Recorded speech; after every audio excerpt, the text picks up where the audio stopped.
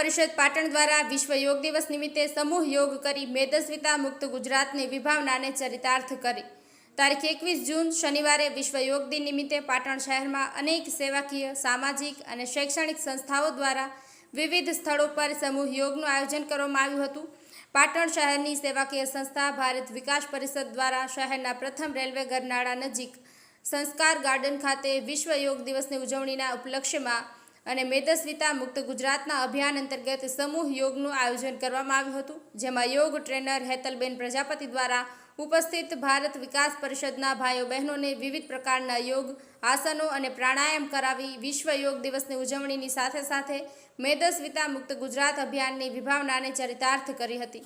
ભારત વિકાસ પરિષદ પાટણ દ્વારા આયોજિત કરાયેલા વિશ્વ યોગ દિન નિમિત્તેના આ સમૂહ યોગ કાર્યક્રમને સફળ બનાવવાના શાખાના પ્રમુખ પૂર્ણિમાબેન મોદી, મંત્રી મમતાબેન ખમાર, ટ્રસ્ટી અશ્વિનભાઈ પારેખ, ભાનુબેન સોની, શાંતિભાઈ સ્વામી સહિતનાઓએ જહેમત ઉઠાવી હતી।